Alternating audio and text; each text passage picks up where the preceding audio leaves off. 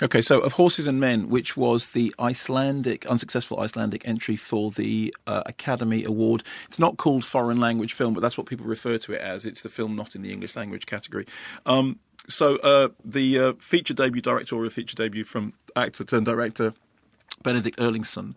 And the story is basically a series of vignettes that all play out around the strange Icelandic horse community. There's this Icelandic horse, looks like a pony. In fact, actually, in some ways, should be defined as a pony because it's 14 hands high or whatever it is.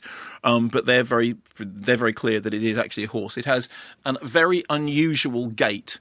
It has two ways that it runs, and it's to do with the way in which it lifts up its knees. It runs and trots in a very, very unusual way.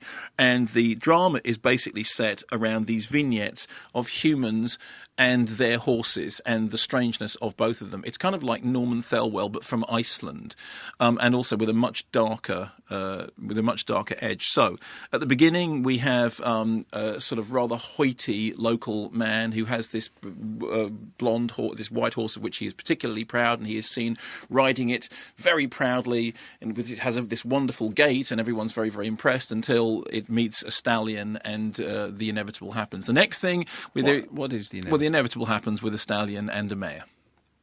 And there are yes, exactly. And you can fill in. They race. They race, exactly. That's what happens, Simon. They race. Do they stable? They have a special cuddle, is what happens.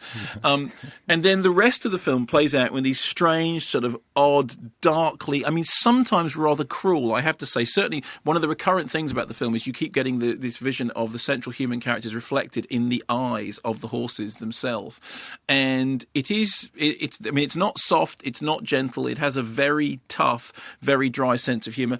What's remarkable is, I mean, this is beautifully shot, and there are some remarkable sort of haunting images. A man aback a horse swimming out into the sea in pursuit of a boat in order to achieve the possession of alcohol. A man apparently being reborn from the body of a horse after a terrible snow has fallen. It has these really striking visual images. I think the problem with it is that it doesn't have, I mean, from my point of view, it doesn't have much warmth, and it always seems to be taking a slightly ironic stance in a way which occasionally borders upon the callous. But it is visually striking, and it has a very distinctive flavour. I didn't like it as much as I wanted to. I mean, some people have really, really loved it. I didn't think it was marvellous, but it is a film of striking moments and striking vignettes, and the horses are really something.